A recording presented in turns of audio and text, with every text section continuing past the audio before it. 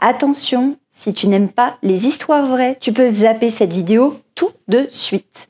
Salut les psychos, j'espère que vous allez bien. J'ai aujourd'hui envie de vous partager quelque chose qui me tient à cœur. C'est l'endroit que je préfère, ma cheminée, l'endroit où il fait chaud, où il fait toujours chaud. Attention, je te vois, tu penses à quelque chose qu'il ne faut pas, petit coquin. J'ai pour toi aujourd'hui un autre endroit chaud, c'est ce livre que j'ai écrit moi-même. Je peux te le dire, il est très bien, c'est moi qui l'ai écrit.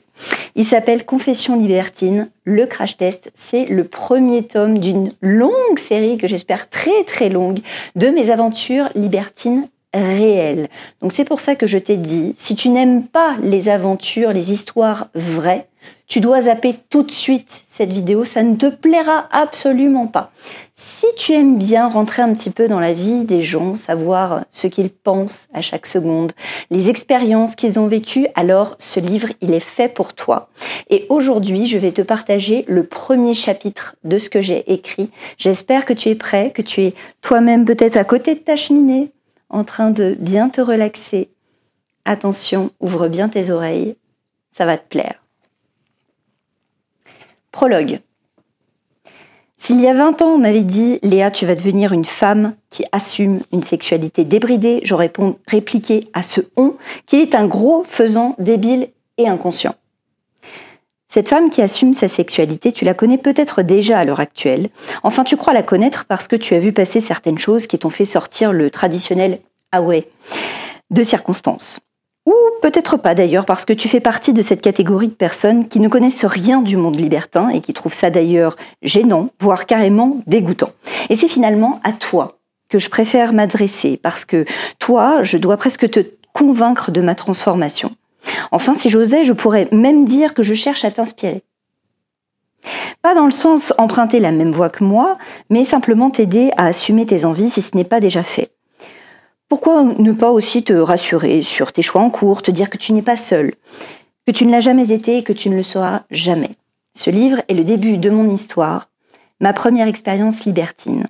Tout est véridique, mes prises de conscience, mes discussions, mes choix. Chaque étape jusqu'au dénouement final est racontée sans détour. Je te l'ai pas dit, mais le livre, il est illustré. Alors, celle-là, je peux te la montrer, vite fait, parce qu'elle est instagrammable, n'est-ce pas? Mais le reste, tu le découvriras toi-même si tu l'as entre les mains un jour, ce que j'espère. Chapitre 1, Léa et le hamster compulsif. Je m'appelle Léa, aujourd'hui j'ai 27 ans. Ma vie est une succession de gros événements, démarrage d'un job très prenant, découverte de la vie de couple. Tout ça se fait avec joie, mais avec difficulté aussi. Les difficultés que je traverse avec Fred, parfois facilement, parfois de façon un peu moins évidente. Aujourd'hui, j'ai 27 ans et je me prépare au fait d'avouer à Fred une chose qui peut faire basculer notre vie de couple. Pourquoi aujourd'hui? Aucune idée. Pourquoi faut-il toujours avoir un timing parfait pour avouer quelque chose à son conjoint? Maintenant, il y a 5 ans ou plutôt dans 10 ans, est-ce que c'est vraiment cohérent? Finalement, c'est la même chose puisqu'à ce moment même, je me sens comme en plein milieu du Stade de France avec autant j'ai raté, je recommence. Finalement, c'est la même chose puisqu'à ce moment même, je me sens comme en plein milieu du Stade de France, entièrement nue. Aussi à l'aise qu'un pingouin au Sahara, avec autant d'aplomb qu'une végétarienne dans une boucherie. Ces 27 ans sont l'âge où j'ai enfin décidé d'assumer quelque chose de bien enfoui. À 27 ans, je décide de le révéler à l'homme qui partage ma vie. Mais bon sang, Léa, tu vas finir par le dire, nom d'une pipe. J'ai une attirance pour les hommes et pour les femmes. Pas de quoi exciter Mediapart, me diras-tu. Oui, ce n'est clairement pas une révélation de dingue, mais c'est ma révélation. Ça a été dur pour moi d'arrêter de me voiler la face.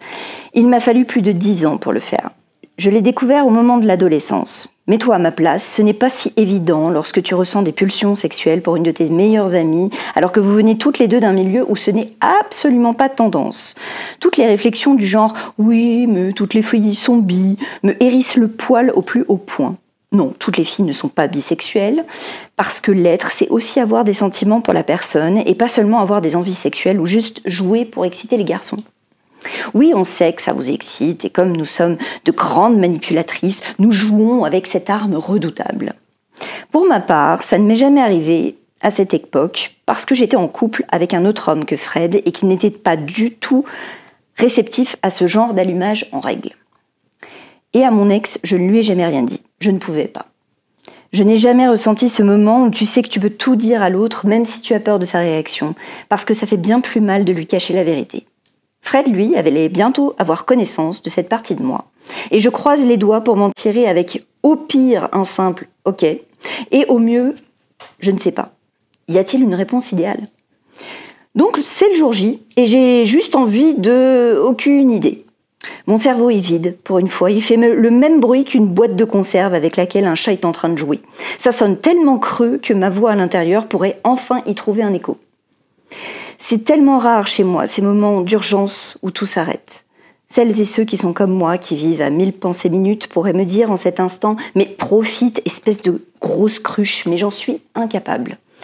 Je suis la cruche de Vianney, mais en pire, remplie de sueur et vide de charisme. Fred, je crois que je suis bi. Non mais Léa, sans déconner, je crois.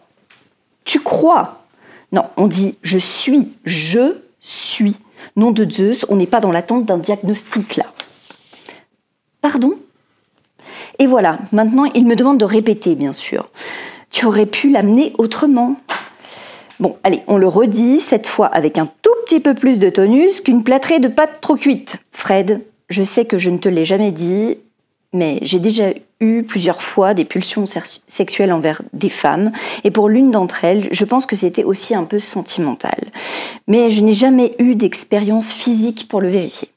C'est maladroit. Le hamster dans ma tête commence à analyser avec des termes pulsion sexuelle, on dirait une criminelle. Je pense que c'était sentimental, moyen, la formulation, on dirait que tu essayes de minimiser les choses. Et pour conclure, la cerise sur le monticule du pompon du putain de gâteau, vérifier. Vérifier quoi? Appeler le plombier pour vérifier si la chaudière interne ne déconne pas trop. Quand tu parles parfois, on dirait que tu es Jean-Marc, version politiquement correcte, avec Jeff Panaclock qui se prend la tête dans sa main restante. Pendant tout ce temps que dure ma conversation interne avec mon moi qui ressemble à ma mère, Fred reste un poil silencieux mais sans aucun signe d'état de choc. On évite les urgences pour ce soir et heureusement parce que je n'avais pas révisé mes gestes de premier secours. Dans son regard, il y a comme un sourire que je n'ai pas vu ce soir-là mais qui est en fait évident quand on connaît Fred. C'est le sourire en coin de celui qui savait presque, mais qui est content que tu le lui dises. Je lui raconte donc, dans la foulée, que l'exemple le plus parlant que j'ai en tête est celui de ma copine Ombline, qu'il connaît très bien, d'ailleurs. Pendant une période, celle juste avant que je ne prenne une grosse pelle pour creuser un énorme trou dans ma cervelle, dans lequel j'allais enfouir tout ceci, il m'était difficile d'aller dormir chez elle sans faire une foultitude de rêves érotiques avant, pendant et après. Ça en devenait tellement gênant et heureusement que notre pudeur mutuelle nous a empêchés de nous montrer nus l'une devant l'autre, sinon j'aurais eu de quoi alimenter mes fantasmes en vision réelle. Puis la vie s'est chargée de nous séparer. Elle choisissant de hautes études de commerce et moi la voie du social, dans laquelle je rencontrais Fred, l'amour de ma vie. À l'époque, j'étais engagée dans un couple complètement bancal avec un homme de 5 ans, mon aîné, mais que j'étais incapable de quitter, sans doute par lâcheté de ne pas vouloir me retrouver seule. Je rencontrais sur les bancs de l'école supérieure Fred qui révolutionna mon cœur en un instant. À force de patience, de se lever à 6h du matin pour arriver avant les cours et prendre un café ensemble, à force de tenter de me faire rire alors que mes larmes coulaient souvent, il s'imposa naturellement à moi comme une évidence. Je ne tardais à finalement pas tout quitter pour construire ma vie avec lui, fusionner toutes mes habitudes avec les siennes et devenir avec lui un couple soudé, comme les deux doigts d'une seule main. Une main qui devint un véritable bras armé. Nous obtenions nos diplômes ensemble et commencions notre vie active avec un très beau mariage. Idyllique, oui, même si la vie ne nous a pas épargnés non plus. Alors Léa, pourquoi ne pas te contenter de ce que tu as ? Introduire la notion de « je suis bisexuel » veut indirectement dire « il me manque forcément quelque chose », n'est-ce pas ? Comment avouer à celui avec qui on partage tant depuis 7 ans que tout ça n'a rien à voir avec lui, qu'il est parfait et que s'il n'est pas à l'aise avec cette idée, je serais prête à recouvrir de terre ce que je viens juste d'exhumer. Même si c'est tout sauf une bonne façon d'aborder le sujet. Eh bien, aussi étrange et banal que ça puisse paraître, j'ai juste parlé. Si quelqu'un souhaitait plus croustillant. Dommage, il faudra attendre. Parfois, les péripéties n'arrivent que bien après, et ce fut notre cas. La suite risque d'être terriblement décevante au niveau intrigue, mais elle mérite le qualificatif d'extraordinaire parce qu'il l'a été. Fred, que j'avais toujours connu comme quelqu'un de taquin mais ouvert d'esprit, a fait preuve de la tolérance la plus suprême. Il a simplement accepté. Accepté totalement et simplement. Pas besoin d'emprunter la mini-pelle du cousin de ma portugaise de nounou pour enterrer le nouveau mon vrai moi intérieur. Je ne peux pas décrire ce que j'ai ressenti à ce moment précis. Un mélange de lâcher-prise violent, d'amour fou, d'euphorie limite pathologique, les jambes molles et la tremblote comme Parkinson. En un mot, bien.